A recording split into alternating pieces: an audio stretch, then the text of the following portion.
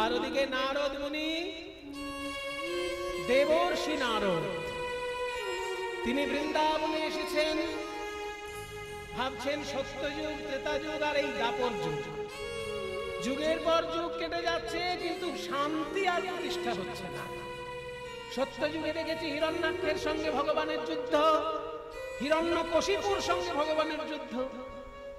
দ্বাপর যুগে দেখেছি রাম রাবণের যুদ্ধ, আবার কুরুক্ষেত্রের যুদ্ধ দেখলাম এই দ্বাপর যুগে। ত্রেতা যুগে দেখেছি রাম রাবণের যুদ্ধ, তাই না? ত্রেতায় দেখলাম রাম রাবণের যুদ্ধ আর কুরুক্ষেত্রের যুদ্ধ। এই দ্বাপরে আর কত যুদ্ধ দেখবো?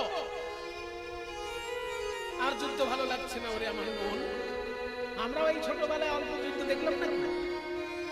আমার বয়সী যারা আছেন কতগুলো যুদ্ধ দেখেছেন মনে করুন তো। ভারত পাকিস্তান যুদ্ধ আমরা দেখিনি, চীনের সঙ্গে ভারতের যুদ্ধ আমরা দেখিনি, কিন্তু কার্গিল যুদ্ধ, তাই না? পাকিস্তানের সঙ্গে যেটা পরে যুদ্ধ হয়েছে কার্গিল যুদ্ধ, সেটা দেখেছি। তারপরে ইরানের সঙ্গে পাকিস্তানের যুদ্ধ দেখেছি, ইরানের সঙ্গে ইরাকের যুদ্ধ দেখেছি, ইরাকের সঙ্গে আমেরিকার যুদ্ধ দেখেছি, আফগানিস্তানের যুদ্ধ দেখেছি, সিরিয়ায় কি ভয়ঙ্কর সব যুদ্ধ, সিরিয়ার যুদ্ধ দেখেছি, ইসরায়েলের সঙ্গে ইরানের যুদ্ধ এখন চলছে, লেবানন তার মধ্যে জড়িয়েছে, আরো কি কি সব ঝামেলার দেশ, সব সময় যুদ্ধে তারা মত্ত থাকতে ভালোবাসে। এই যুদ্ধ কি আমাদের ভালো লাগছে? যেখানেই হোক একটা পরিবার তো ধ্বংস হচ্ছে, যে জাতের লোক হোক, যে ধর্মের মানুষ হোক, যদি কোনো পরিবার কষ্ট পায়, কষ্টটা তো সে আমার মতনই পাচ্ছে। আমি যেমন কষ্ট পাই, অন্য জাতের লোক তো আমার মতনই কষ্ট পাচ্ছে, অন্য ধর্মের লোক তো আমার মতনই কষ্ট পাচ্ছে। তো যুদ্ধ আমরা কেউই ভালোবাসি না, কিন্তু যুদ্ধ ঘটতে যায়। তাই নারদ মুনি বলছে, কারণ ছাত্রদের মধ্যে সব জায়গায় কিন্তু ছাত্র ভালো থাকে না বাবা। ছাত্রদের মধ্যে যখন আন্দোলন শুরু হয়, শুরুটা হয় ছাত্র আন্দোলন, কিন্তু শেষটা হয় সন্ত্রাসবাদী আন্দোলন দিয়ে। কারণ ছাত্র দুরকমের হয়, মানবতাবাদী ছাত্র আর সন্ত্রাসবাদী ছাত্র। কে মানবতাবাদী আর কে সন্ত্রাসবাদী এটা খুঁজে বার করা আমাদের দ্বারা সম্ভব নয়। সেজন্য খুব সাবধান, আপনার সন্তান যেন সন্ত্রাসবাদী না হয়, আপনার সন্তান যেন মানবতাবাদী হয়। কারণ মানুষ বেঁচে থাকলেই তবে আপনার জীবনটা, তবে আপনার ধর্ম থাকবে, তবে আপনার শাস্তি থাকবে, সব থাকবে মানুষ যদি বেঁচে থাকে। আর মানুষ শেষ হয়ে গেলে কিছুই থাকবে না। ভালো চিন্তা, ভালো সাহিত্য, ভালো সঙ্গীত, ভালো সংস্কৃতি সব কিছু বেঁচে থাকবে যদি মানুষ বেঁচে থাকে। তাই যেখানে যে সন্তান জন্মগ্রহণ করছে, ঈশ্বরের কাছে প্রার্থনা করি সন্ত্রাসবাদী সন্তান যেন জন্ম না নেয়, মানবতাবাদী সন্তান যেন ঘরে ঘরে জন্ম নেয়, তাই না? আমরা কেউ অশান্তি চাই না, কিন্তু অশান্তি ঘটে যায়। তাই নারদ মুনি বলছে, ওরে আমার মন, আমাকে একবার নিয়ে চলতো মধুময় বৃন্দাবনে, যেখানে গেলে শুধু প্রেম, আনন্দ আর শান্তির কথা পাবো। ঢেকির উপরে চেপে নারদ মুনি চললেন। এক হলে নারদ মুনি চিনতে মনে মন, হে শুদ্ধ ভক্তি পাইব কেমন, এত চিন্তি নারদ মুনি ঢেকি আরোহণে, নাচিতে নাচিতে যায় মধুর বৃন্দাবনে।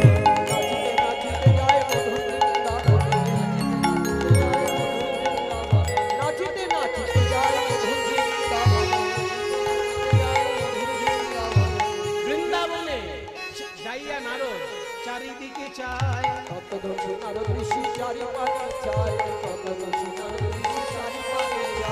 কোথা হইতে তাপ আসি লাগে মোর গায়ে, বলে কোথা হইতে তাপ আসি লাগে মোর গায়ে, আমার অঙ্গ কেন জ্বলে যায়, জ্বালা জুড়াইতে ব্রজে এলাম অঙ্গ কেন জ্বলে যায়, জ্বালা জুড়াইতে ব্রজে এলাম অঙ্গ কেন জ্বলে যায়, বলে কোথা হইতে তাপে আসি লাগে মোর গায়ে। আমার নাম নারদ মুনি। আমি শেষ না দেখে ছাড়ি না। আমার গায়ে তাপ লাগছে বৃন্দাবনের মাটিতে এসে, কিন্তু তাপটা কোন দিক থেকে আসছে সেটা আমাকে দেখতেই হবে। তাপের উৎস সন্ধান করতে করতে নারদ মুনি এসে দাঁড়ালেন রাধারানীর কুঞ্জের সামনে। দেখে কি রাধারানীর হৃদয়ে এত বিরহ তাপ। হা কৃষ্ণ, জোরে একটা নিঃশ্বাস যখন ছাড়ছেন, নাকের সামনে দপ করে আগুন জ্বলে যাচ্ছে। এত বিরহ যে বিরহে আগুন জ্বলে যাচ্ছে, আর সেই তাপ আমার গায়ে লাগছে। না না না, এই বিরহ আমাকে দূর করতেই হবে।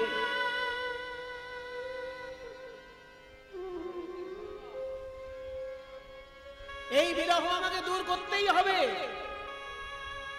রাধারানীর কাছে গিয়ে বলছে, হে রাধে, তুমি এত কেঁদো না, তুমি কেঁদো না রাই। আমি তোমার এই বিরহ দূর যদি করতে না পারি তো আমি নারদ নই। তুমি কৃষ্ণের জন্য অপেক্ষা করো, ঠিক আমি তোমাদের মিলন ঘটাবো। এইবার নারদ বীণাকে বলছে, ওরে আমার সাধের বীণা, তুই তো কতবার নারায়ণ নারায়ণ বলে গান গেয়েছিস, এবার রাধা নাম গাইতে গাইতে একবার দ্বারকার পথে চল দেখি। বলো বলো যন্ত্র রাধা নাম মন্ত্র, জাগ যজ্ঞ ব্রত কিছু নাহি আর। বলো বলো যন্ত্র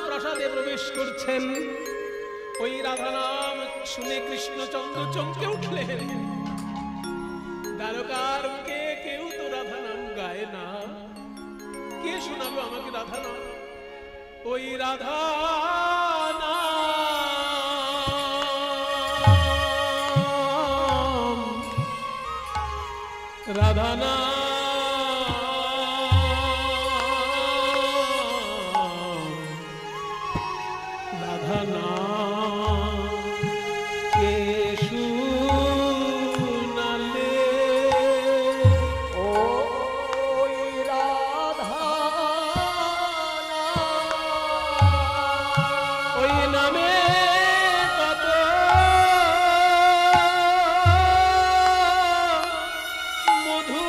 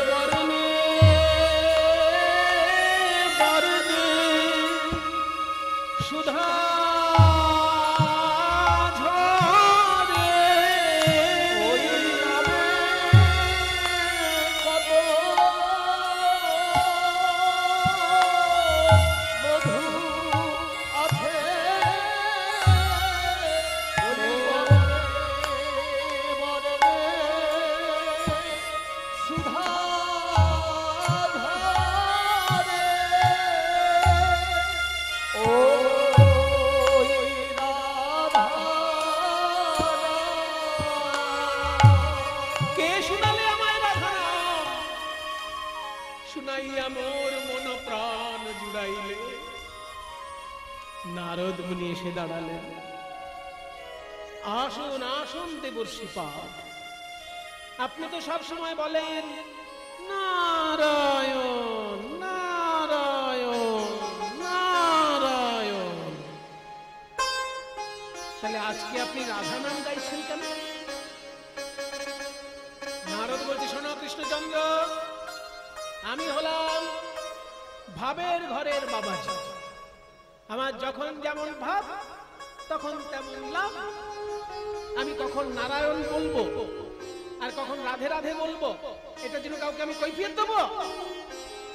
কেন রাধা নাম গাইছি সেটা আমি তোমায় বলতে পারবো না, তবে কেন এসেছি এইটা তুমি জিজ্ঞেস করতে পারো। তাই বলুন দেবর্ষি পাদ, আপনি দ্বারকায় এলেন কেন? এসেছি কেন এটা তোমার বলতে পারো, তোমার জন্যই এসেছি। তুমি যদি ভেবে থাকো একাই তুমি অবতার পুরুষ, তাহলে ভুল ভাবছো। আমি তোমার আগে অনেক অবতার হতে দেখেছি। যতবার অবতার আমি দেখেছি, একটা বিষয় আমার কাছে পরিষ্কার হয়ে গেছে, যখনই ধর্মে গ্লানি হয়, অধর্মের অভ্যুত্থান হয়, তখন সাধুদের রক্ষা করার জন্য আর দুষ্কৃতি দমনের জন্য ঈশ্বর অবতার রূপে নেমে আসে। তুমি তো গীতার পাতায় বলেছো, যদা যদা হি ধর্মস্য গ্লানির্ভবতি ভারত। তোমার আগে যিনি এসেছিলেন ত্রেতা যুগে রামচন্দ্র, তিনিও কিন্তু ধর্ম প্রতিষ্ঠা করতে এসেছিলেন, রাবণের সঙ্গে যুদ্ধ করেছিলেন। ধর্মের পক্ষে থেকে অধর্মের বিরুদ্ধে যদি যুদ্ধ করা হয়, তাতে কিন্তু কিছু কিছু ধার্মিক লোকেরও প্রাণ যায়। যেমন রাবণের দলে যারা মারা গেল, তারা সবাই কি অধার্মিক? ওই রাবণের দলে তো বিভীষণের ছেলেও ছিল, তরণী সেন। সারা গায়ে রাম নাম লিখে যুদ্ধ করতে এসেছিল, তবু তাকে মরতে হয়েছে, কারণ রাবণের দলে নাম লিখিয়েছে। তাই ধর্মের পক্ষে থেকে অধর্মের বিরুদ্ধে যুদ্ধ করলে কিছু কিছু ধার্মিক লোকেরও প্রাণ যায়। তার প্রায়শ্চিত্ত স্বরূপ রামচন্দ্র করেছিলেন অশ্বমেধ যজ্ঞ। কিন্তু তুমি কুরুক্ষেত্রে এত বড় যুদ্ধ বাঁধিয়ে দিলে, তুমি তো কোনো যজ্ঞ করলে না কেন? যুধিষ্ঠির তো, যুধিষ্ঠির করেছে, যুধিষ্ঠির পুণ্য পাবে, তুমি একটা যজ্ঞ করলে না কেন? তাহলে বলুন দেবর্ষি পাদ, আমি কি যজ্ঞ করব? তুমি একটা নতুন যজ্ঞ করো। ত্রেতায় রাম রাজা ছিল, অশ্বমেধ যজ্ঞ কইল।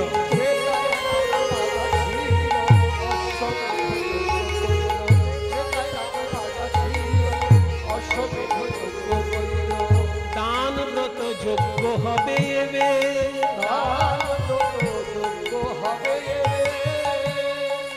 তুমি যে যজ্ঞটা করবে তার নাম হবে দান ব্রত যজ্ঞ। বাবা, এত নতুন ধরনের শুনছি। এই যজ্ঞের নিয়ম কি? নিয়ম খুব সহজ, তিনটে মাত্র নিয়ম। শোনো ভালো করে। প্রথম নিয়ম, শুনো বলি হে রাজন, ত্রিভুবন নিমন্ত্রণ।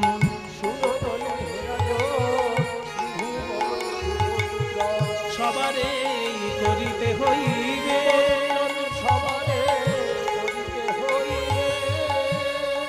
ত্রিভুবন নিমন্ত্রণ করতে হবে, বুঝলে? স্বর্গের দেবতা, মর্তের মানুষ, আর পাতালের দৈত্যকুল আর নাগকুল, সবাইকে নিমন্ত্রণ করতে হবে। তারপর নিমন্ত্রণ পেয়ে যারা আসবে তাদের সবাইকে যে যা চাইবে তাই দিবে, সবার আশা মিটাইবে। যে যা চাইবে তাই দিবে, সবার আশা মিটাইবে। যে যা চাইবে তাই দিবে, সবার আশা মিটাইবে। সবার আশা মিটাইবে। যে যা চাইবে তাই দিবে, সবার আশা মিটাইবে।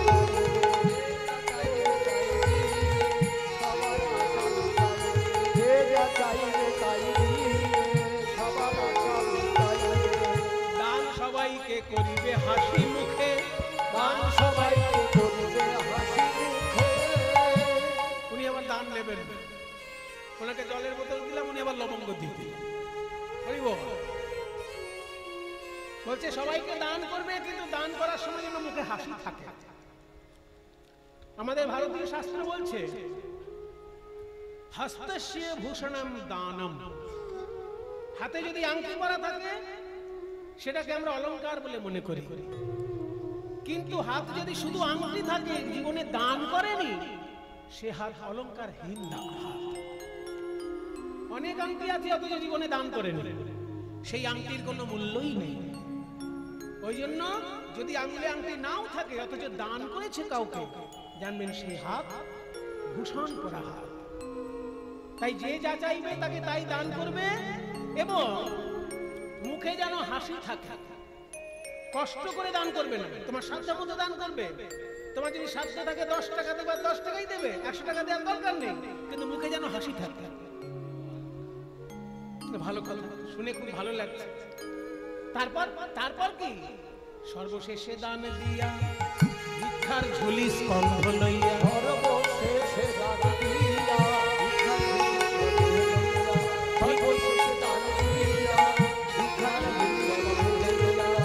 ভিক্ষা করি যাবে মন সুখে,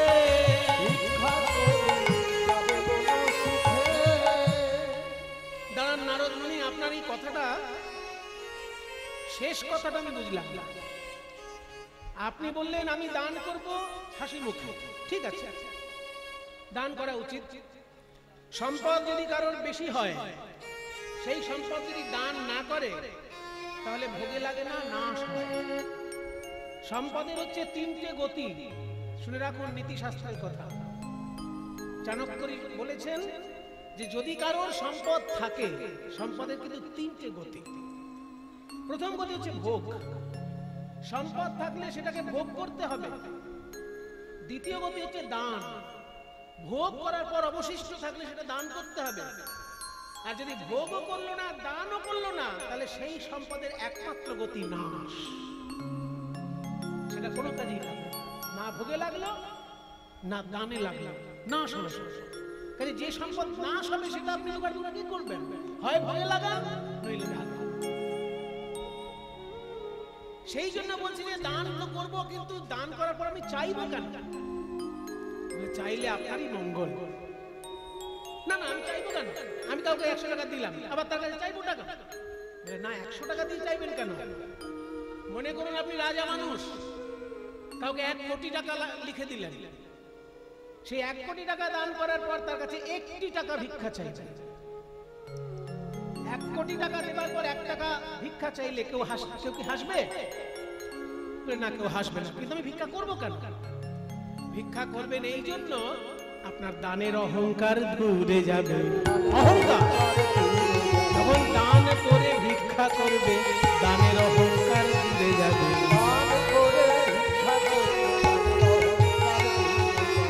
ভিক্ষা করলে আপনারই মঙ্গল। আপনি কোনোদিন বুক বাজিয়ে বলতে পারবেন না আমি তোমাকে 1 কোটি টাকা দিয়েছি, বলতে পারবেন না। কারণ যেমন 1 কোটি টাকা দিয়েছেন, তেমনি তার কাছে 1টি টাকা হলেও আপনি ভিক্ষা নিয়েছেন। তাই অহংকার কোনোদিন হবে না। ওই জন্য দান করার পর সামান্য মাত্র তার কাছ থেকে ভিক্ষা নিতে হবে। ভিক্ষা সহ্য আঁচল পেতে নিতে হবে। বাহ, খুব সুন্দর নিয়ম বললেন আপনি। কিন্তু এত বড় যজ্ঞটা হবে কোথায়, যেখানে দেবতাও আসবে আবার দানবও আসবে? সেরকম জায়গা কোথায়? বলছে এই যজ্ঞ হতে পারে একমাত্র ওই দ্বাদশ জ্যোতির্লিঙ্গের প্রথম জ্যোতির্লিঙ্গ যেখানে সোমনাথ মন্দির, ওই মন্দিরের সামনে বিরাট বড় মাঠ, ওইখানে আপনি করতে পারেন। শুধু তাই নয়, ওইখানে 7 কিলোমিটারের মধ্যে 3টে নদী এসে মিশ্রিত হয়েছে, ত্রিবেণী সঙ্গম আছে। যদি এখনকার দিনে গেলে 3টে নদী পাওয়া যায় না, এখন একটা খাল দেখতে পাওয়া যায়। আগে ওখানে 3টে নদী ছিল। ওই সঙ্গম স্থলটাতেই যজ্ঞ হবে। বলছে ওই সঙ্গমে যজ্ঞ করলে লাভ কি? বলে তাহলে তো আপনাকে অনেক কাহিনী শুনতে হবে। ওই তীর্থটির নাম হলো প্রভাস তীর্থ। সোমনাথ মন্দিরের 1/2 কিলোমিটার সামনে প্রভাস তীর্থ। বলে কেন প্রভাস নাম হলো কেন? বলে তাহলে শুনুন। আকাশে চন্দ্র দেবতা খুবই সুন্দর দেখতে, তাই তার রূপের অহংকার ছিল। 27 জন স্ত্রী থাকা সত্ত্বেও তিনি বৃহস্পতির স্ত্রী তারার প্রতি আকৃষ্ট হয়েছে। তাই বৃহস্পতি অভিশাপ দিলেন যে ওরে চাঁদ, তুই 16 দিনের মধ্যে ক্ষয় হতে হতে একদম নিশ্চিহ্ন হয়ে যাবে। যেই না অভিশাপ দিয়ে দিল, চাঁদ হয়ে গেল, শুরু হলো ক্ষয়। একদিন, দুদিন, 5 দিন, 10 দিন, 15 দিন। 15 দিন যখন চাঁদের ক্ষয় হয়ে গেল, এক কলা মাত্র চাঁদ রয়েছে। আর একটা দিন ক্ষয় হলেই চাঁদ হয়ে যাবে শেষ, আর 27 জন চাঁদের স্ত্রী হয়ে যাবে বিধবা। তাই রাতারাতি ওই চাঁদের 27 জন স্ত্রী চলে গেল কৈলাসে, শিব ঠাকুরের শরণাপন্ন হল। ওম নমঃ শিবায়, ওম নমঃ শিবায়, ওম নমঃ শিবায়, ওম নমঃ শিবায়। প্রভুমীশ মনীষ মহেশ গুণম গুণহীন মহেশ গণাবরণম रणीरित दुर्जय दैत्यपुरं प्रणमामि शिवं शिवकल्पतरुं। ओम नमः शिवाय।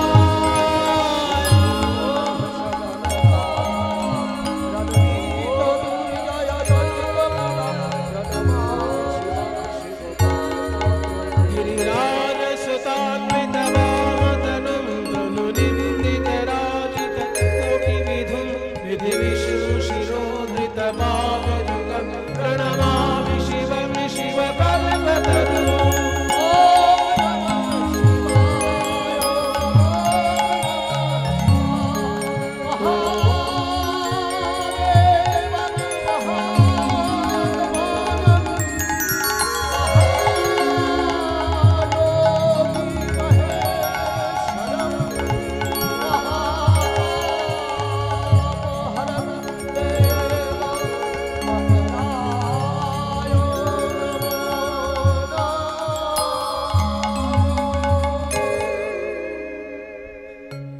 त्रये सांख्यं योगः पशुपति वैष्णव भवमिति प्रभिन्ने प्रस्थाने तथ्यमिति च रुचिलां वैचित्र्यात् ऋजुकुटिल नानापतयुषां नृणामेको गम्यस्त्वमसि पयसामरणवैव।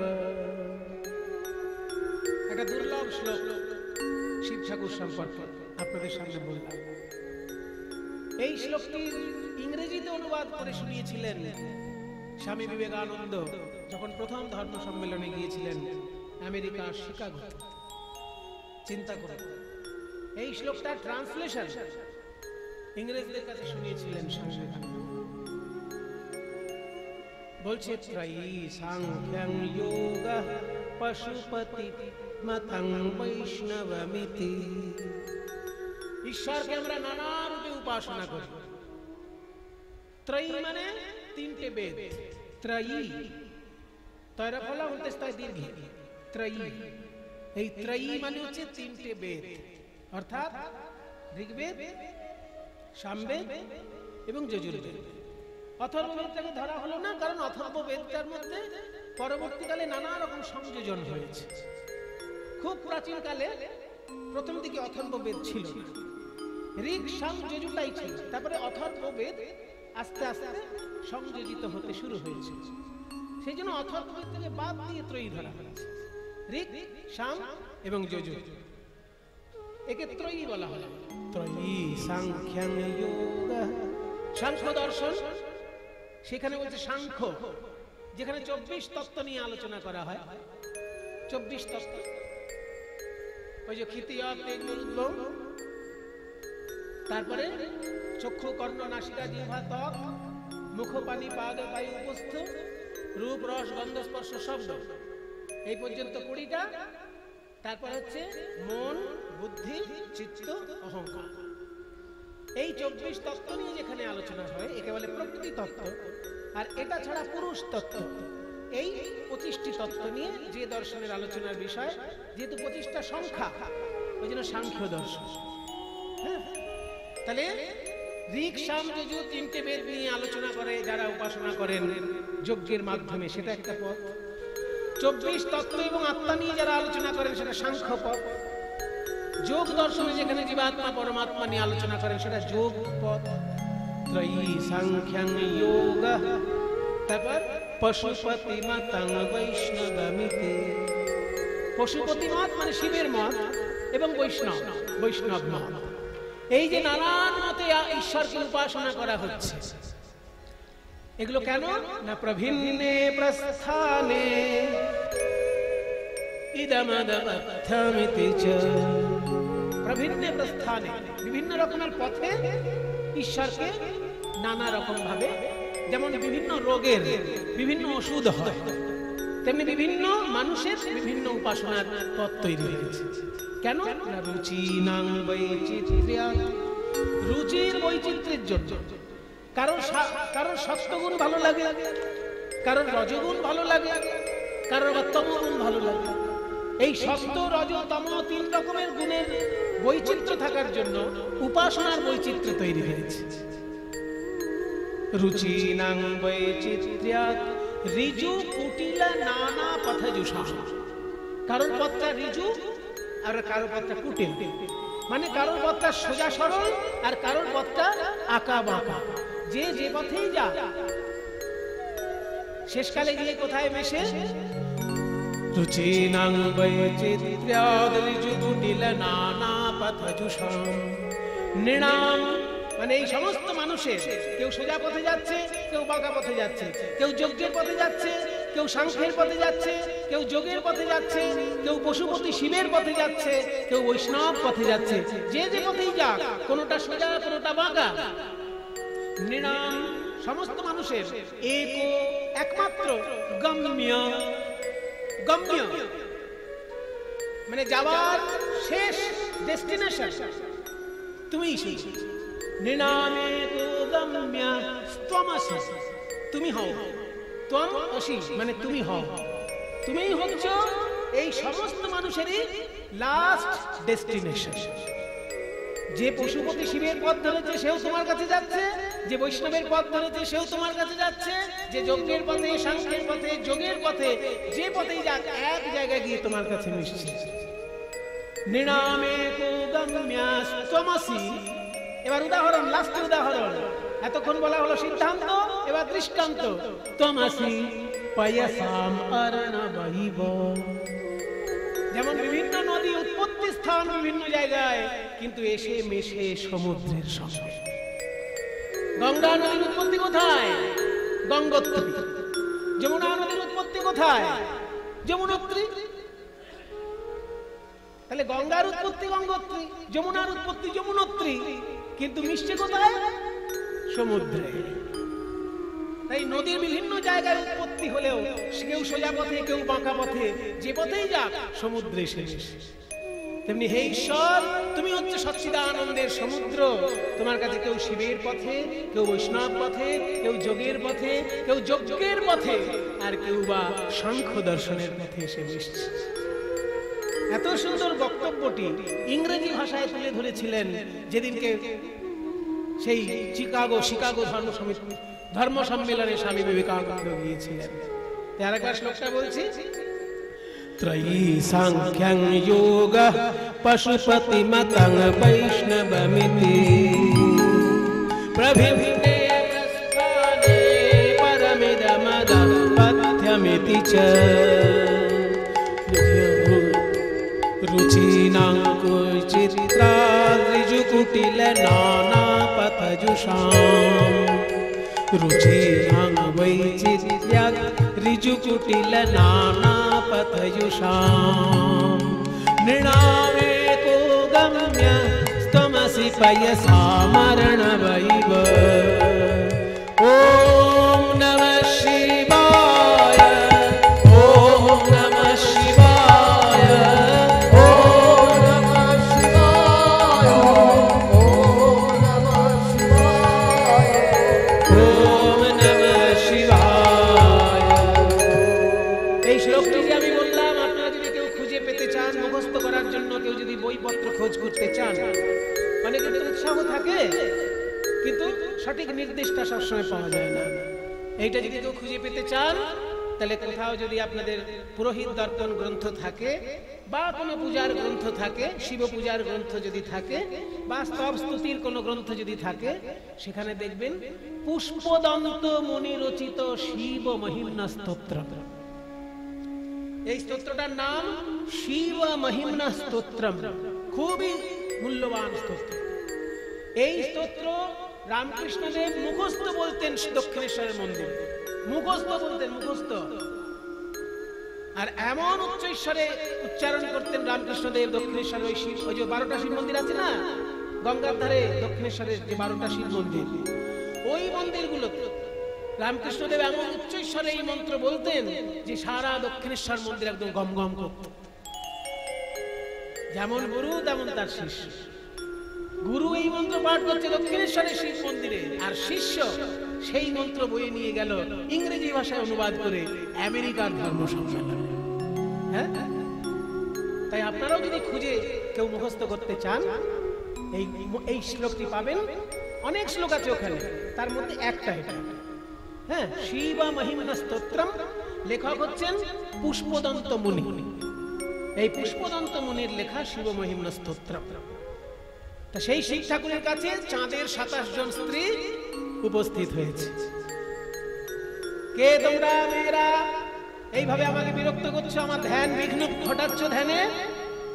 বলে আমরা আপনার শালিকা। হ্যাঁ, আমার শালি করতে গেল কেন? আপনার মনে নেই দক্ষ রাজার এক কন্যাকে আপনি বিয়ে করেছেন, তার নাম ছিল সতী। দক্ষ রাজার মেয়ে সতী ছিল না, তাকেই তো আপনি বিয়ে করেছিলেন। তারপরে দক্ষ রাজার এই 27টি মেয়েকে বিয়ে করেছিল চাঁদ। কাজে আমরা হলাম চাঁদের স্ত্রী, আর আপনি আপনার স্ত্রী হচ্ছে সতী। কাজে আমরা আপনার শালিকা। ভালো কথা। কি জন্য এসেছো তোমরা? আর কি বলবো জামাই বাবু, ঘরের দুঃখের কথা তো বাইরের লোককে বলতে নেই। কি গৃহেষু দুশ্চরিতং চ, বলছে সব জিনিস সবাইকে বলবে না, ঘরের দুঃখের কথা ঘরের লোককে আগে বলবে, সমাধান না হলে তবে অন্য লোককে জানাবে। যদি ঘরে ঘরে সমাধান হয়ে যায় তো ভালো, তাই আগে আপনাকে জানাতে এসেছি। হ্যাঁ, কি হয়েছে দুঃখ? বলে আমরা 27 জন সুন্দরী স্ত্রী থাকা সত্ত্বেও চন্দ্র দেবতা বৃহস্পতির স্ত্রীর প্রতি আকৃষ্ট। তাই দয়া করে আপনি আমাদের রক্ষা করুন। আরে রক্ষাটা কি জন্য করব? শুনুন, বৃহস্পতি অভিশাপ দিয়েছে চন্দ্রদেবকে 16 দিনে শেষ হয়ে যাবে ক্ষয় হয়ে।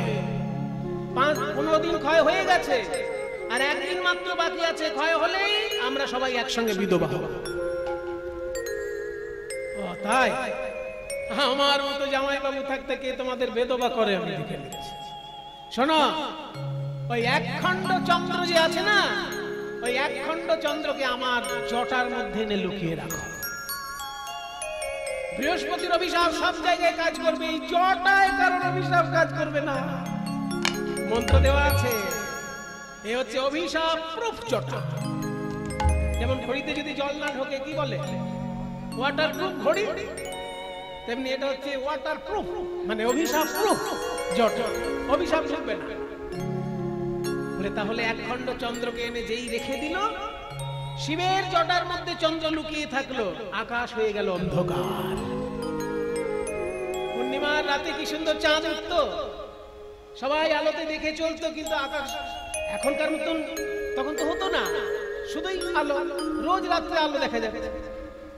কিন্তু যখনই চাঁদ একেবারে বন্ধ হয়ে গেল, আর চাঁদের আলো নেই, রাতের বেলা বৃহস্পতি হোঁচট খাচ্ছেন রাস্তায়, তখন মনে মনে ভাবছেন একটু অভিশাপটা গুরুতর হয়ে গেছে। একটু যদি বলে দিতাম যে কোথায় গেলে এই ক্ষয় রোগ দূর হয়ে যায়, সেই জায়গাটা হচ্ছে সোম তীর্থ, মানে দ্বাদশ জ্যোতির্লিঙ্গের প্রথম জ্যোতির্লিঙ্গ সোমনাথ মন্দির। ওই সোমনাথ মন্দিরের সামনে যে ত্রিবেণী সঙ্গম, সেটাকে বলে সোম তীর্থ। ওখানে স্নান করলে ক্ষয় রোগ দূর হয়ে যায়। এটা তো আর চাঁদকে বলে দেওয়া হয়নি, সেই জন্য রাতের বেলা অন্ধকার হোঁচট খাচ্ছে। আড়াল থেকে চাঁদের স্ত্রীগণ ওই কথাটা শুনে ফেলেছে যে সোম তীর্থে স্নান করলে ক্ষয় রোগ দূর হয়। যেই না শুনে ফেলেছে, শিবের জটা থেকে ওই একখণ্ড চাঁদকে এনে সোম তীর্থে স্নান করালেন, ওই ত্রিবেণী সঙ্গমে স্নান করালেন। আর 15 দিন ধরে যেমন চাঁদ ক্ষয় হয়ে গেছিল, আবার 15 দিন ধরে চাঁদ আস্তে আস্তে পূর্ণ হয়ে গেল। কিন্তু আশ্চর্য ব্যাপার, চাঁদের কিন্তু একটা খণ্ড ওই 15টি খণ্ডের সঙ্গে মিলিত হলো না।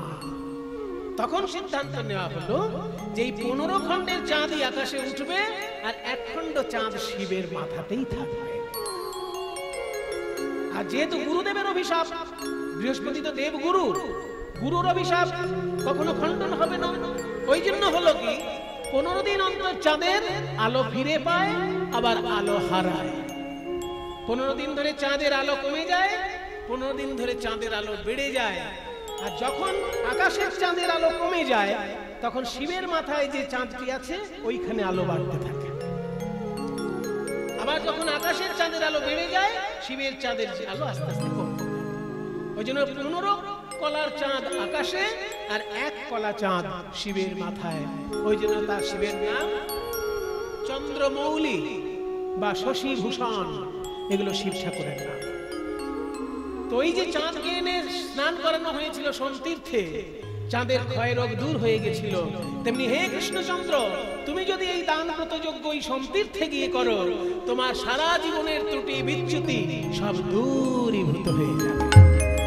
নারদের কথা শুনি কহে দেবী চিন্তা মনে,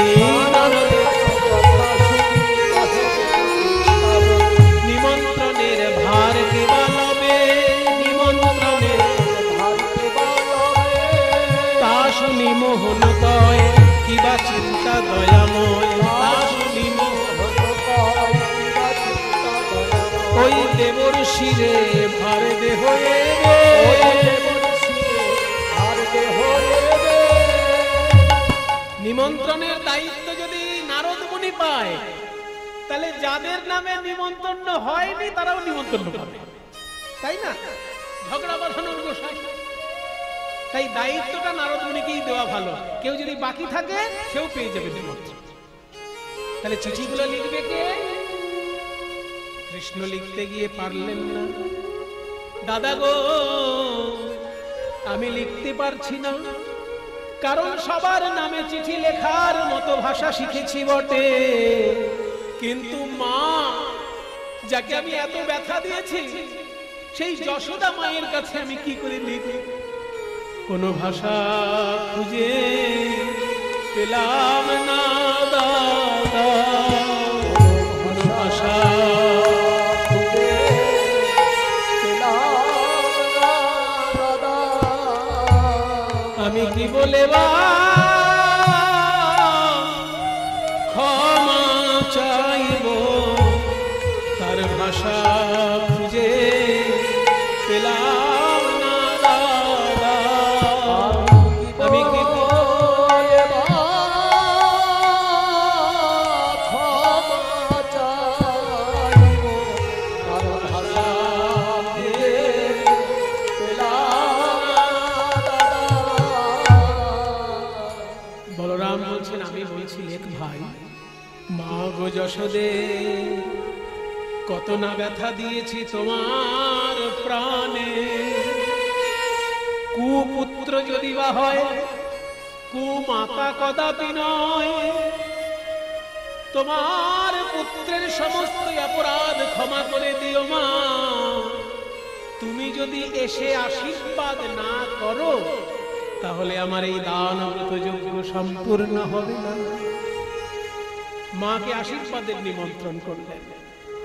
বাবাকে লিখছে, বাবা আপনি যখন রাজা ছিলেন বৃন্দাবনে, তখন আমি ছিলাম রাখাল, শুধু গরু চড়িয়েছি আর খেলা করেছি, যজ্ঞের আশেপাশেই আমি থাকতাম না।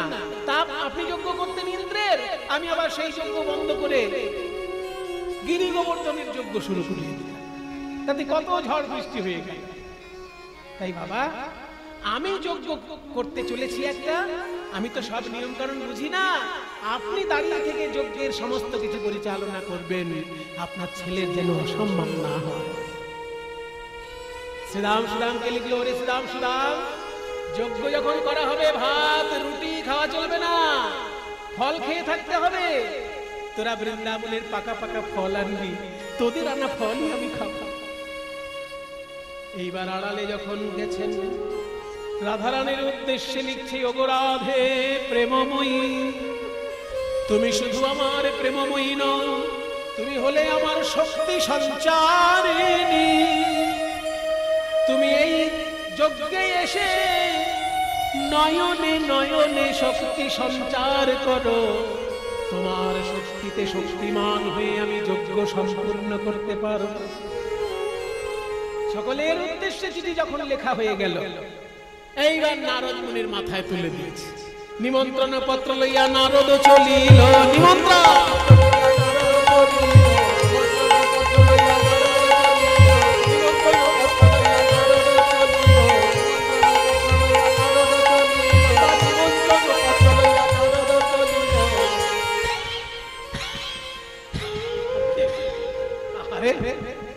কারণ হিমালয়ে তো আগে যাবে না, প্রথম চিঠি তো শিবের নামে। প্রথমে শঙ্করে, পরে শঙ্করী রে, গণপতি কার্তিকে রে।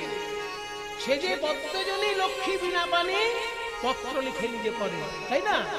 আগে চিঠি তো শিবকে দিতে হবে। হিমালয়ে গিয়ে ঘাপিয়ে গেছে গো। নিমন্ত্রণ পত্র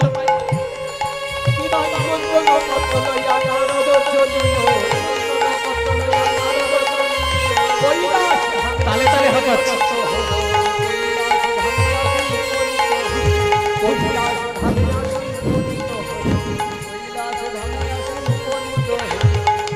কৈলাস ধামে এসে শিব ঠাকুরকে বলছে, বলো বাবা মহাদেব, মামা,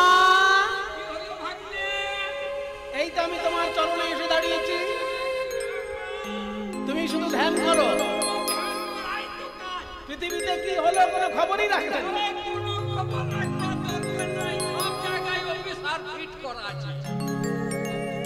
বলছে আমি নাকি ওনার অফিসার, খবরে নিয়ে নে ওনাকে। তো মামা, শ্রীকৃষ্ণচন্দ্র প্রভাস তীর্থে বিরাট বড় যজ্ঞ করছে। সেই যে চাঁদের যেখানে জ্যোতি ফিরে পেয়েছিল, ওই তীর্থটার নাম প্রভাস না, প্রভা যুক্ত আস, প্রভাস তীর্থ। জ্যোতি ফিরে পেল বলে ওই তীর্থটা প্রভাস। তুমি তো সবই জানো। তো সেই প্রভাস তীর্থে কৃষ্ণ করছে যজ্ঞ, আর প্রথম চিঠি তোমার নামে।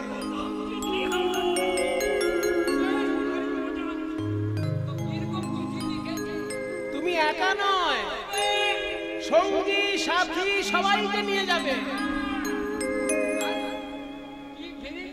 তোমার সঙ্গীকে কি বলো? নন্দী, ভিঙ্গি, দৈত্য, দানব, এই না চিঠি, দাক্ষিণী, যোগিনী, আচ্ছা, ভূত, ভূত, সবাইকে নিয়ে যাবে। পেট ভরে খেতে পাবে, আর যা চাইবে তাই পাবে। পত্র হেরি ভোলানাথের আনন্দিত মন, পত্র হেরি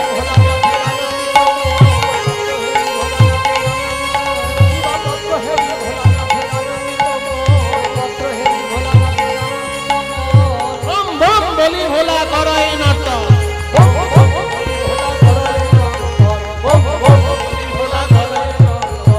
আনন্দ ধরে না। পত্র হেরি ভোলানাথের আনন্দ ধরে না। শিব ঠাকুর নাচতে লাগলেন, ভূতপ্রেত সঙ্গে সবাইকে নিয়ে যাবে। পাতালে গেল নাগকুল আর দৈত্যকুলের নিমন্ত্রণ। মর্তধামে সব রাজ্যে নিমন্ত্রণ সেরে নারদ এলো বৃন্দাবনে। দেখে শ্রীদাম সখা পটেতে আঁকা, শ্যামের মূরতি করে। দেখে শ্রীদাম সখা পটেতে আঁকা, শ্যামের মূরতি করে। পাকা পাকা ফল লইয়া বলে, ভাই কানাই খারে খারে।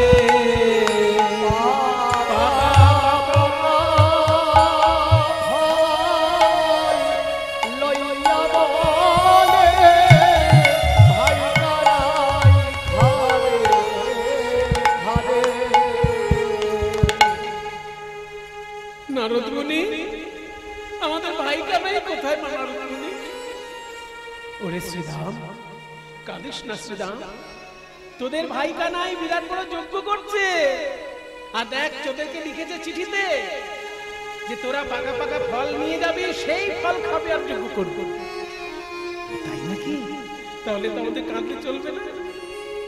আরো এগিয়ে দেখে নন্দ পিতা জেলেছে চিতা প্রাণ জীবার তরে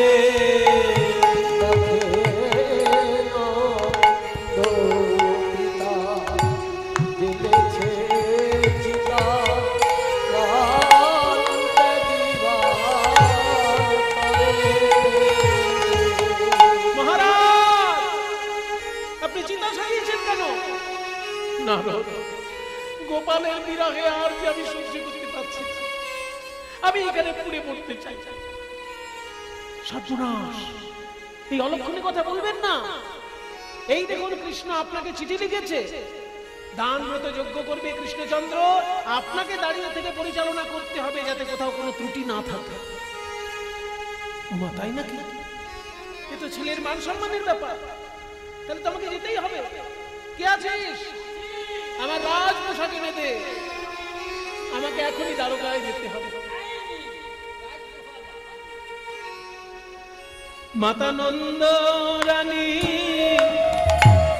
করে নবনী ওরে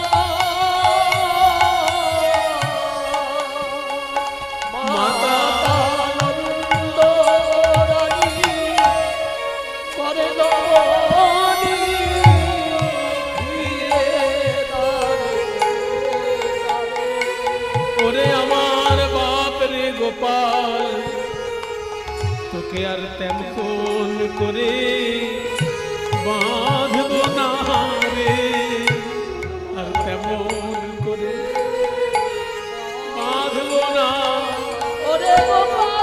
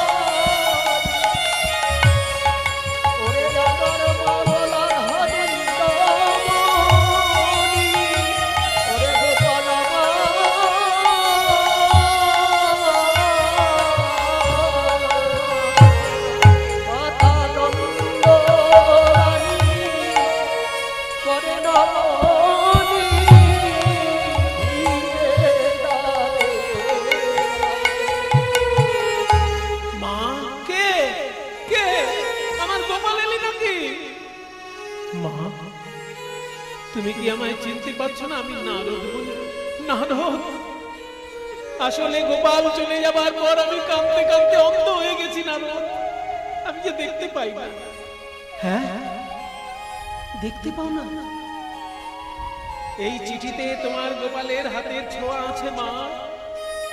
এই চিঠি একবার তোমার চোখে বুলিয়ে নাও, দেখো তুমি দেখতে পাবে। গোপালের চিঠি যখনই একবার চোখে বুলিয়ে নিল মা, আমার নয়ন ভরে দেখছেন ছেলে আমার কি সুন্দর লিখেছে। তুমি এসে আশীর্বাদ না করলে আমার যোগ্যই হবে না।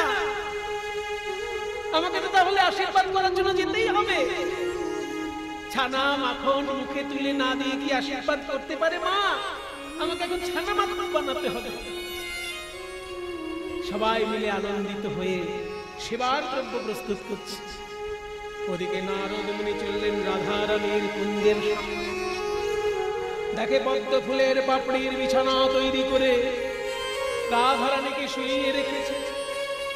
এত বিরহ তাপ রাধা রানীর অঙ্গে, সেই পদ্ম ফুলের পাপড়ি সঙ্গে সঙ্গে শুকিয়ে যাচ্ছে।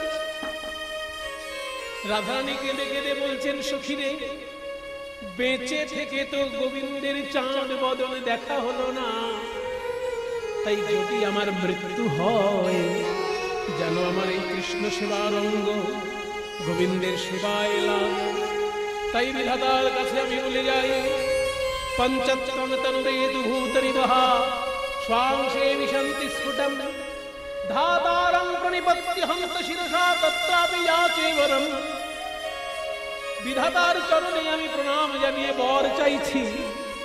ক্ষিতি, অপ, তেজ, মরুত, বন, এই পঞ্চতত্ত্ব দিয়ে আমাদের শরীর গঠিত হয়। আমার মৃত্যুর পর এই পাঁচটি তত্ত্ব দিয়ে যেন কৃষ্ণ সেবা করতে পারে। প্রথম তত্ত্ব হলো ক্ষিতি, মানে মাটি অংশ।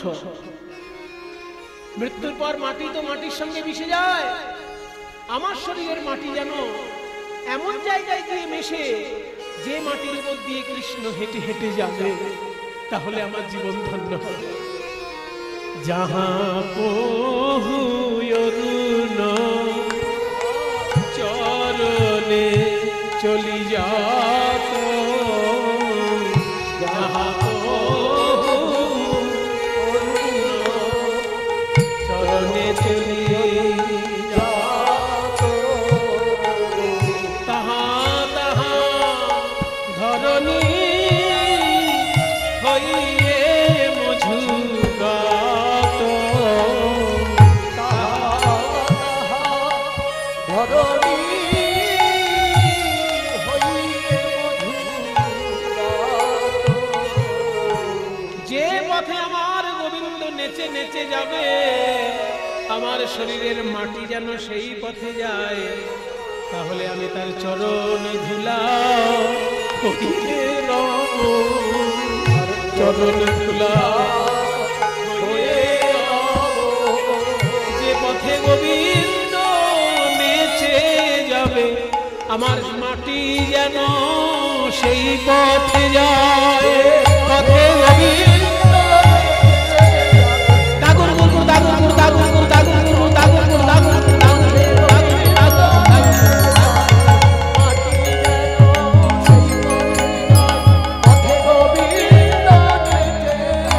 শরীরের মাটি যেন সেই পথ, তাহা ধরণী হোক মধুগাত। আমার শরীরের মাটি যেন সেই পথে যায় যে পথে গোবিন্দ হেঁটে হেঁটে যায়।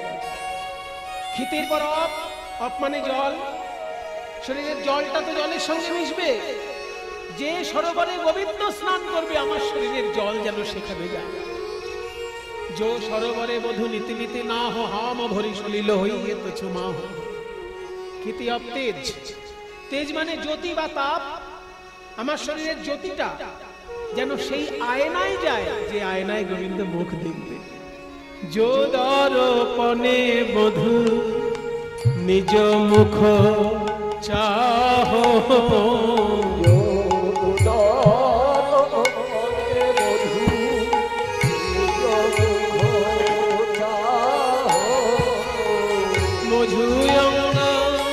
ज्योति जात तो छुमा हो, मधुय ज्योति जात तो छुमा हो।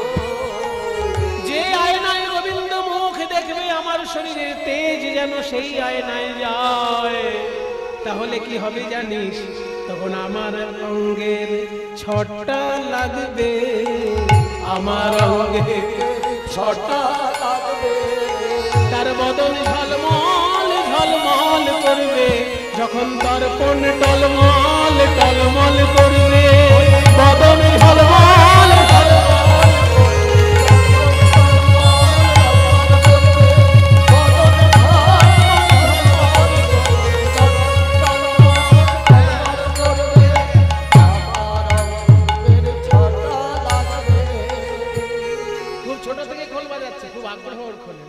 ওই জন্য আমি যেটুকু জানি একটু একটু করে দেখি, মানে আমার সংস্পর্শে যেই আসে ওকে বলে যখন কৃষ্ণদাকে মনে হয় কৃষ্ণদাকেও কিছু বলে। যেটুকু আমি জানি, কারণ আমরা যাদের কাছে কীর্তন শিখেছি, এখনকার দিনে না একটা কি অদ্ভুত ব্যাপার হয়েছে কীর্তন জগতে, যে কীর্তন না শিখেই যা খুশি তাই বলে দিলেই পকেটে পয়সা চলে আসে। হ্যাঁ, আশ্চর্য একটা অভিশাপ কেউ হয়তো দিয়েছে কীর্তন জগতে। এটা অভিশাপ কিনা বলুন? যেসব মুনি ঋষির বক্তব্য তুমি বলতে এসেছো, আগে তাদেরকে চেনো, আগে তাদেরকে জানো। ভাগবত অন্তত জীবনে একবার পড়ো।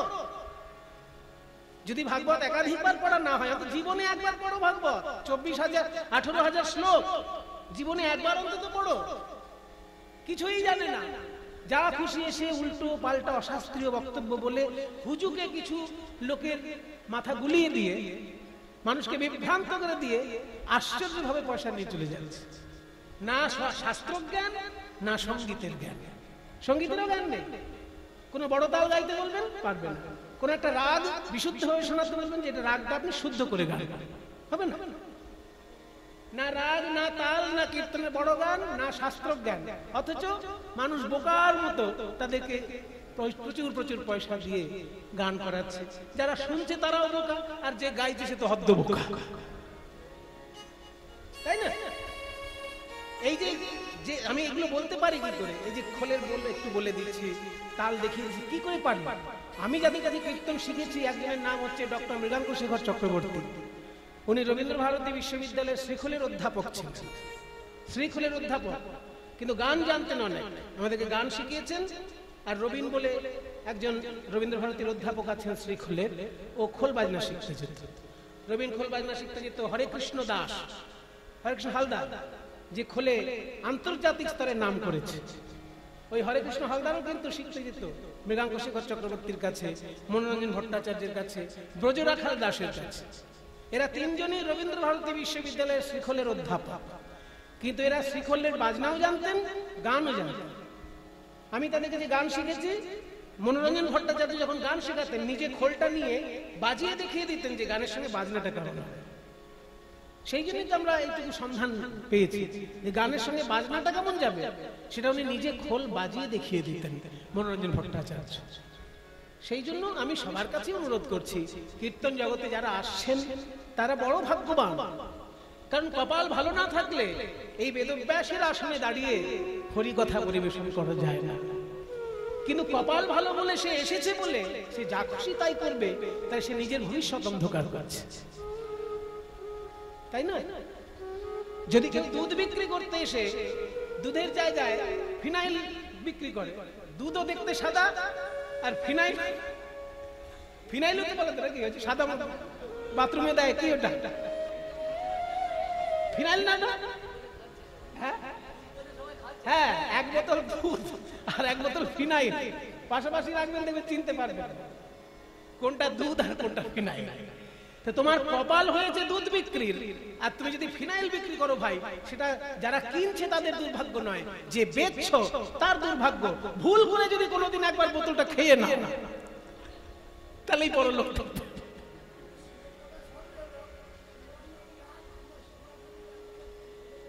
উনি বলছেন যে শিবের কথা হচ্ছে যখন, একটু শিবরঞ্জনীর রাগের আলাপ কর, একটু শিবরঞ্জনীর রাগটা দে।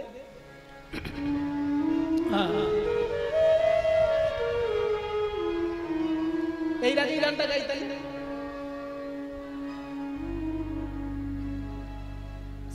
সরে গ প দ প গ প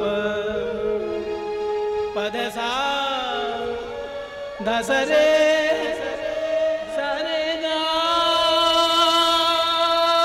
রে গ রে গ সরে দ সা সরে গ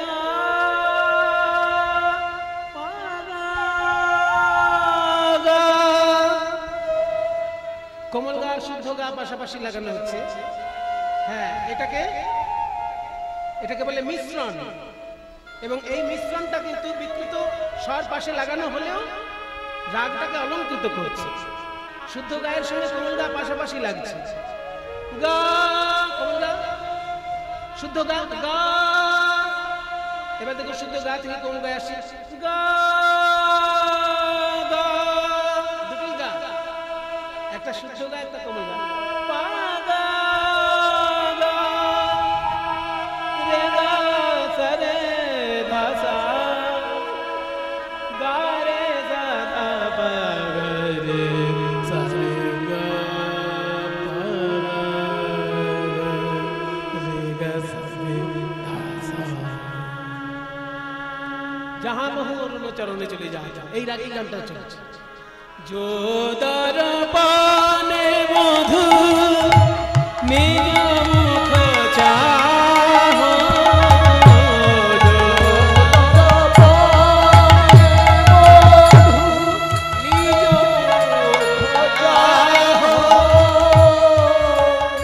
मधु अंग ज्योति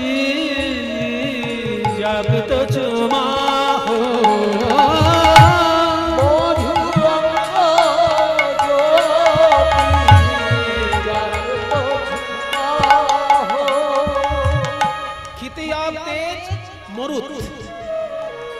মরুত মানে বাতাস।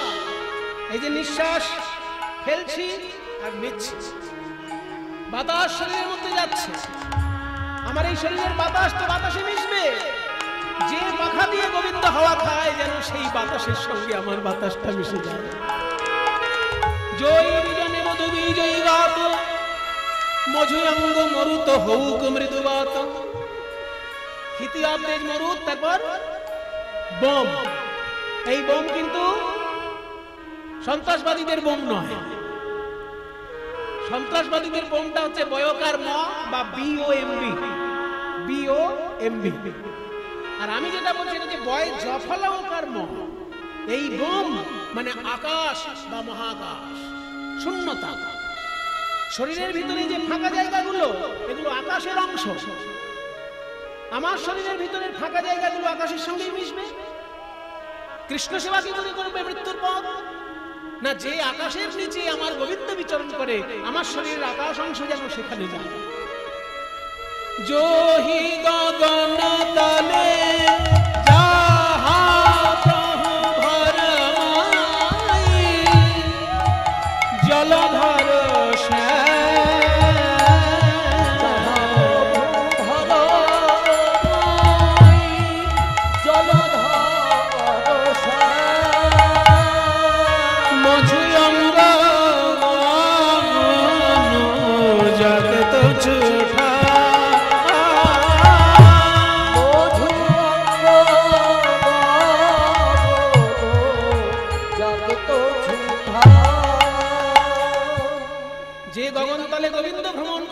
শরীরের আকাশ যেন সেখানে যায়। তাহলে সেবা করবো কি করে? আমি তখন মেঘ হয়ে ছায়া ধরবো।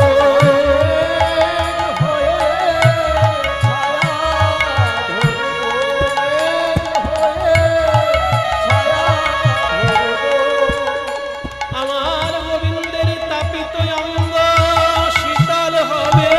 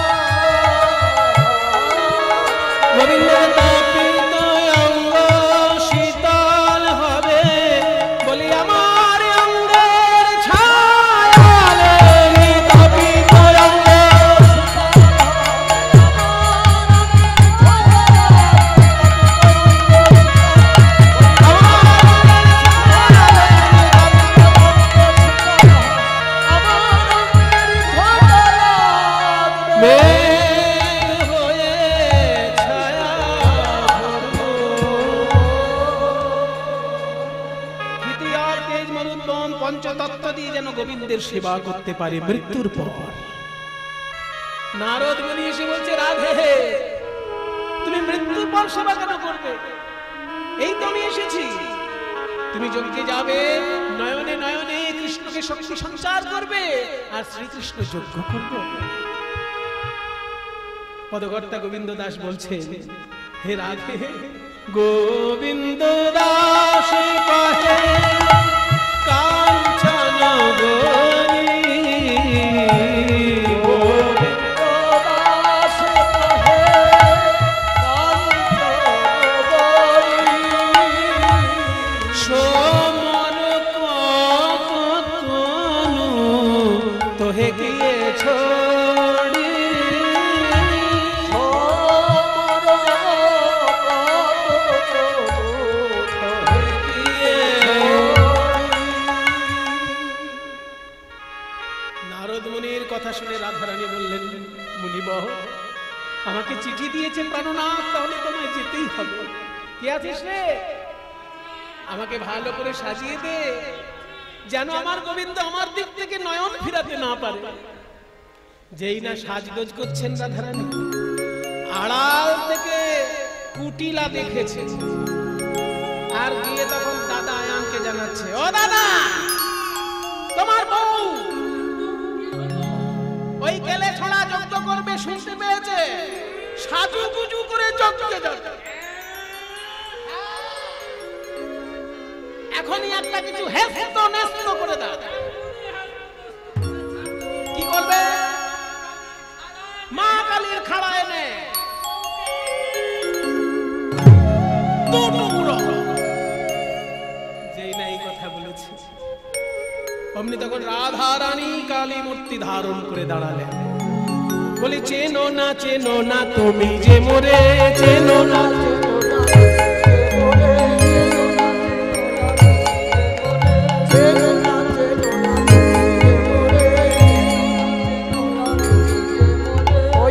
ছিলাম আমি তোমার ঘরে,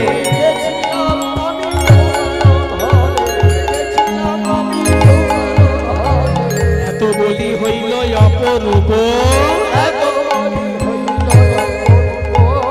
রাধিকা ধরিল কালিকা রূপ, রাধিকা ধরিল আজ দেখি আয়ান পদতলে, লুটাই জয় কালী বলে, বলে ক্ষমা করো হে, চিনিতে নারলাম ক্ষমা করো হে, চিনিতে নারলাম আমার ধরণী রূপে ও জননী, চিনিতে নারলাম ধরণী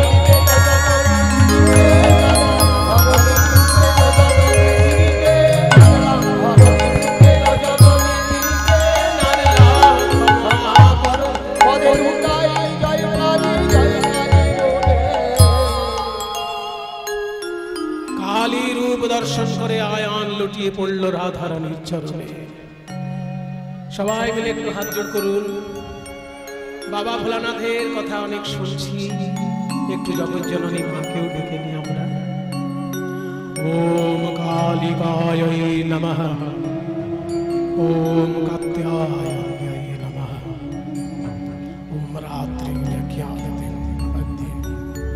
ত্বং স্বাহা ত্বং স্বধা ত্বং এব ষটকারস্বরাত্মিকা सुधात्मकशरे नित्ये धामात्मिका स्थिता अर्धनात्रा स्थिता नित्या ज्ञानोच्चर्या विशेषतः त्वमेव सा त्वं सावित्री त्वं देवी जननी परा त्वयैव धार्यते सर्वं त्वयैतत्सृज्यते जगत् त्वयैतत्पाल्यते देवी तमत्सन्ध्ये च सर्वदा विशिष्टौ सृष्टिरूपा त्वं स्थितिरूपा जमानने तथा संस्कृतिरूपा जगतोऽस्य जगन्मये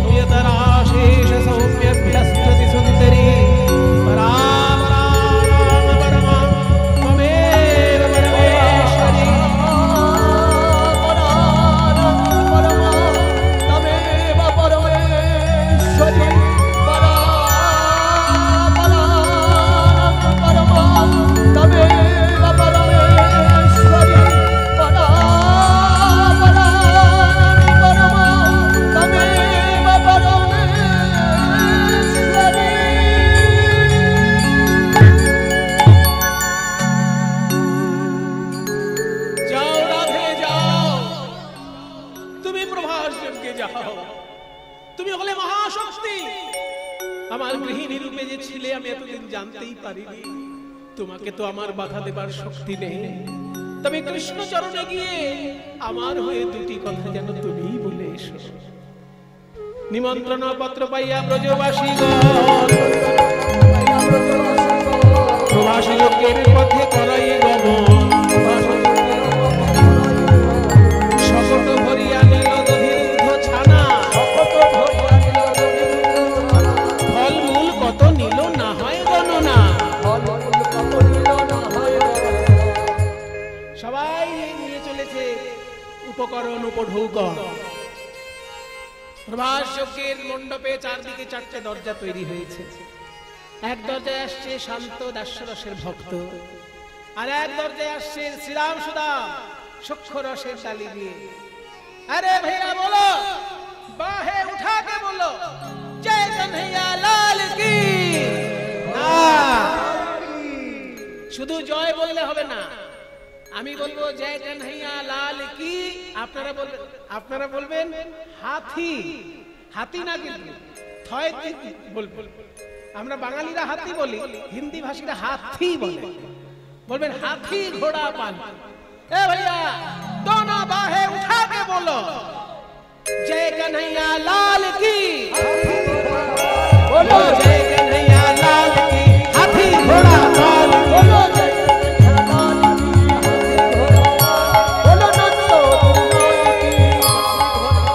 बोलो नंदो लाल की, बोलो जय कन्हैया लाल की। हाथी घोड़ा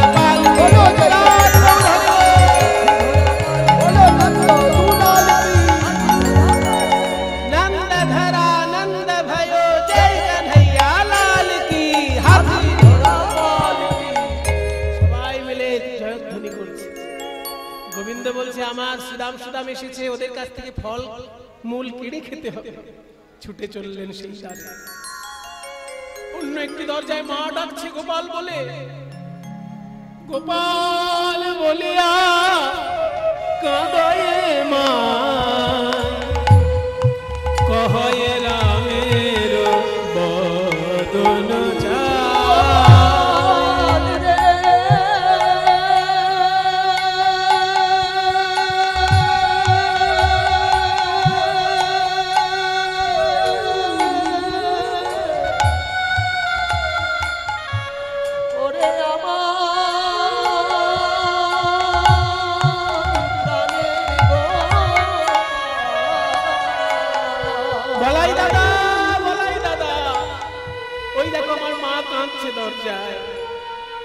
বোধহয় দারোয়ানরা আমার মাকে চিনতে পারেনি, আমাকে এখনই যেতে হবে।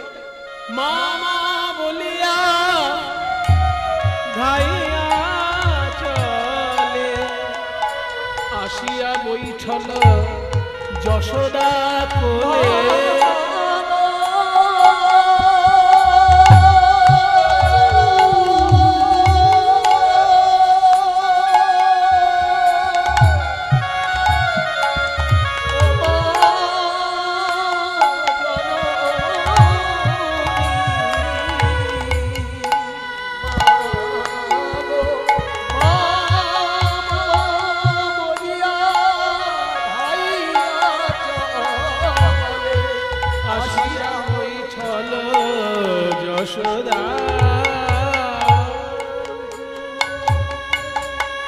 এই রাগটির নাম আবার কলাবতী রাগ। সাগা পদনি দানি পদ গপ গানি দপ গপদনি নিদসা গাসনি দ সনি দনি দপদ গপদ গপদনি দ গপদনি দ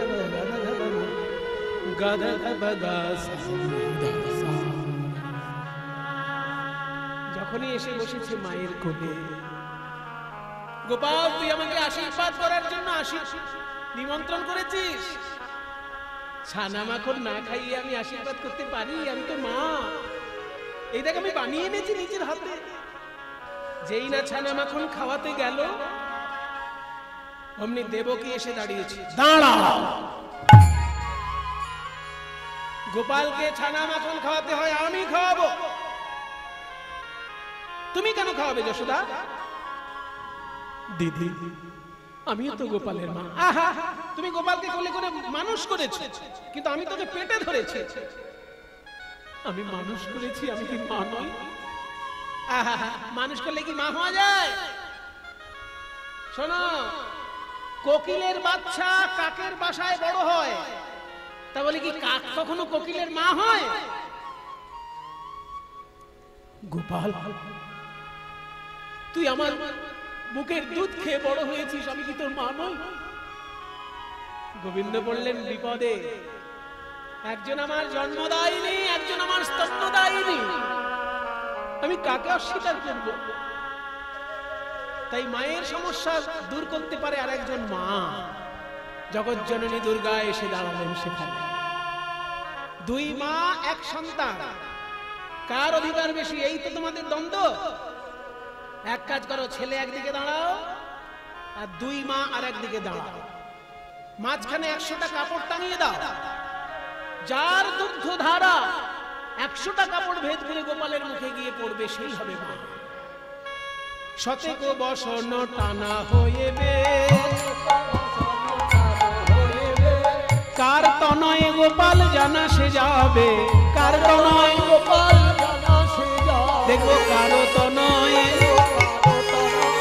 মনে হয় কারো তনয়, কারো তনয়, কারো তনয়, কারো তনয়, কারো তনয়, কারো তনয় মনে হয় কারো তনয়, কারো তনয়, মনে হয় কারো তনয়, কারো তনয় মনে হয় কারো তো নয়, যে ভজে তারই তো হয়, মনে হয় কারো তো নয়। ভজে তারিত মনে হয় কারো তনয়, কারো তনয়, কারো তনয় গোপাল জানা সে যাবে। কার তনয় গোপাল জানা সে যাবে। যখন এইভাবে 100টা কাপড় টাঙানো হয়েছে, দেবকী ভাবছে আমার গর্ভে জন্ম নিয়েছে, আমার দুধ খাবে না মানে? গর্বেশ দেবকী স্তন ধরে, গরবে দেবকী স্তন ধরে, আর প্রথম বসন ভেদ না করে, প্রথম বসন ভেদ না করে। যশোদা বলল আমার দুগ্ধ পান করে ছেলে বড় হয়েছে, আর আজকে আমি প্রমাণ দেবো আমি ওর মা কিনা। গোপাল বলিয়া কাঁদয়ে মা, বলিয়া কাঁদয়ে মা, দুগ্ধ পড়ে গোপালের বদনে যায়। হরি বল। গোপালের বদনে যায়। মা যশোদার এমন স্নেহের টান, শত বস্ত্র ভিন্ন করে গোপালের বদনে দুগ্ধ পড়ল। ভাগ্যবান পদকর্তা চণ্ডীদাস বড় জোরে বলছেন, বাসুলি আদেশে চণ্ডীদাস বলে, বাসুলিয়া দেশে চণ্ডীদাস বলে, শুদ্ধমতি হলে গোবিন্দ মেলে, শুদ্ধমতি হলে গোবিন্দ মেলে, নানায় অহংকারে মেলে না, ওই দর্পহারি মধুসূদন অহংকারে মেলে না, দর্পহারি মধুসূদন অহংকারে মেলে না, দর্পহারি মধুসূদন কারো দর্প সইতে না রে, দর্পহারি মধুসূদন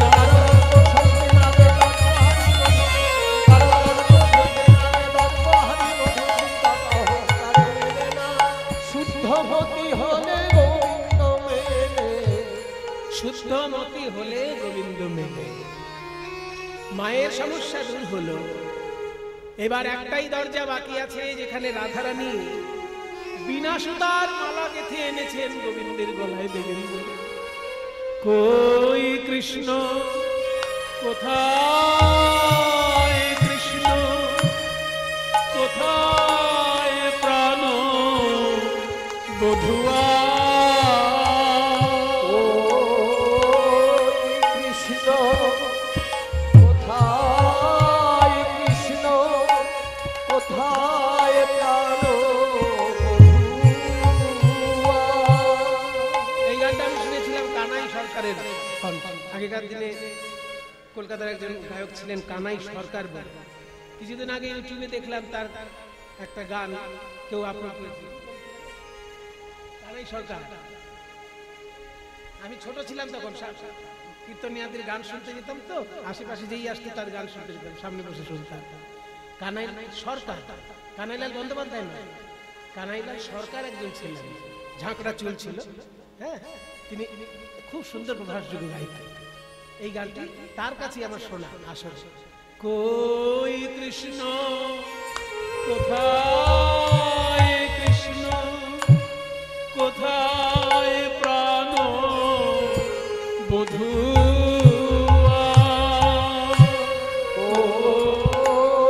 কৃষ্ণ কোথায়, কৃষ্ণ কোথায় প্রাণ বধূ, ঘরের বাহির বাহির কইলে আমায় বাঁশি শুনাইয়া, ওগো ঘরের বাহির বাহির কইলে আমায়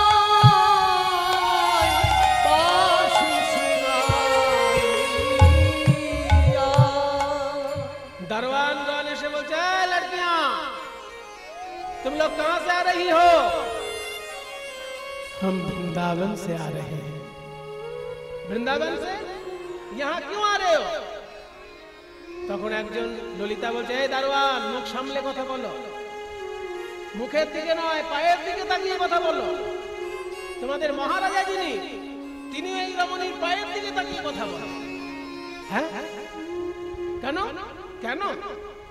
সে কথা বলতে লজ্জা হয়, কথা বলতে লজ্জা হয়, বড় লাজের কথা বলতে লজ্জা হয়, বড় লাজের কথা বলতে লজ্জা হয়।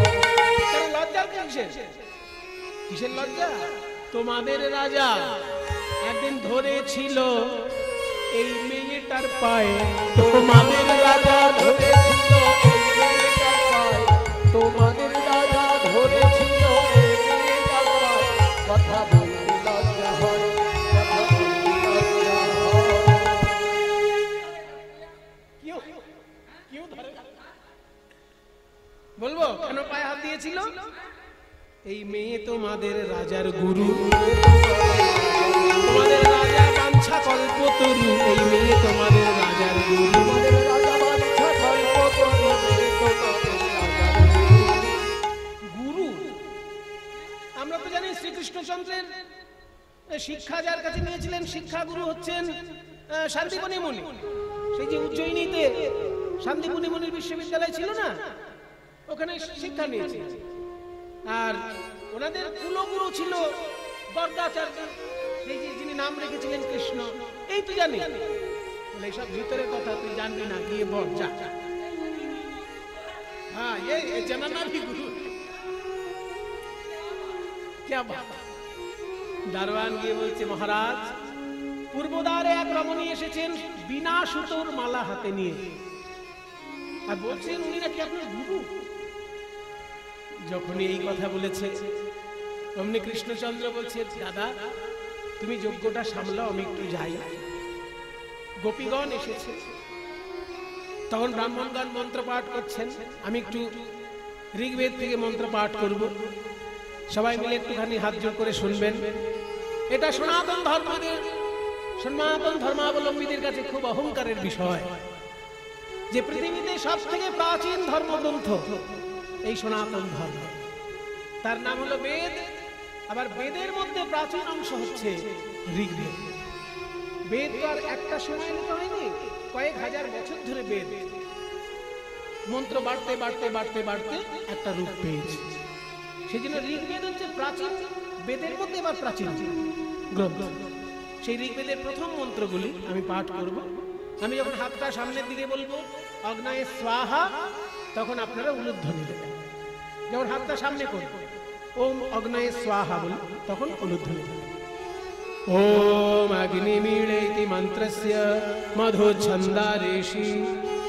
বেদের মন্ত্র পাঠ করতে হলে নিয়ম হলো, যার রচিত মন্ত্র তার নামটা বলতে হয়, যে ছন্দে মন্ত্র সেই ছন্দটা বলতে হয়, আর যে দেবতার উদ্দেশ্যে মন্ত্র সেই দেবতাকে বলতে হয়।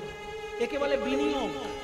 বিনিয়োগহীন মন্ত্র পরিপূর্ণ হয় না, ওই জন্য আগে বিনিয়োগ, ओम अग्निमीळे इति मंत्रस्य मधु छछरा ऋषि गायत्री छंदो अग्निदेवता प्रातः सवने ब्रह्म यज्ञ जपे विनियोग ओम अग्निमीळे पुरोहितं यज्ञस्य देवं ऋत्विजं होतारं रत्नधातमम् ओम अग्नये स्वाहा इदमग्नये ओम अग्निः पूर्वेभिर्षिभिर्यो नूतनैरुत सा देवा इह वक्ष्यति ओम अग्नये स्वाहा इदमग्नये ओम अग्निनारयिमश्नवत् पोषमेव दिवे दिवे यशसं वीरवत्तमम् ओम अग्नये स्वाहा इदमग्नये ओम अग्निर्होता कविक्रतुः सत्यश्चित्रश्रवस्तमः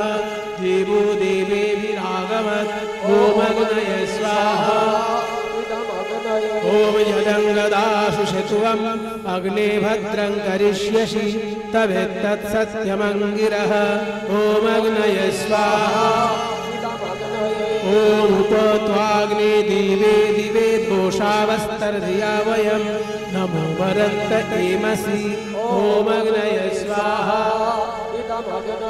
ओम राजन्दमध्वराणां गोपामृतस्य देदिवि वर्धमानं सुवेदमे ओम अग्नये स्वाहा इदमग्नये ओम सनः वितेव सुनवे अग्ने सुपायनो भव स च स्वानः सुवस्तये ओम अग्नये स्वाहा इदमग्नये ओम स्वस्ति नो इन्द्र वृद्धश्रवाः स्वस्ति नो पूषा विश्ववेदाः स्वस्ति नस्तक्षो वरिष्ठदेवी स्वस्ति नो बृहस्पतिर्दधातु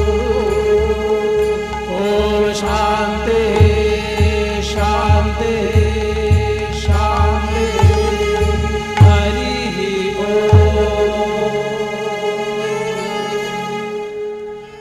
বৈদিক মন্ত্র যজ্ঞ হচ্ছে ওদিকে শ্রীকৃষ্ণচন্দ্র গিয়েছেন রাধারানীর সামনে কিন্তু দণ্ডমুণ্ডের অধিকর্তা রাজা রূপে আর যেই রাজবেশে কৃষ্ণ দাঁড়িয়েছেন অমনি রাধারানী মুখ ঘুরিয়ে নিলেন আমি তো রাজা কৃষ্ণ দেখতে চাই না রাজা কৃষ্ণ দেখতে চাই না দেখতে চাই সেই রাখাল রাজা রাজা কৃষ্ণ দেখতে চাই না দেখতে চাই সে রাখাল রাজা রাজা কৃষ্ণ দেখতে চাই না দেখতে চাই সেই রাখাল রাজা ছিল শ্রীদাম সুদাম যাহার প্রজা দেখতে চাই সেই রাখাল রাজা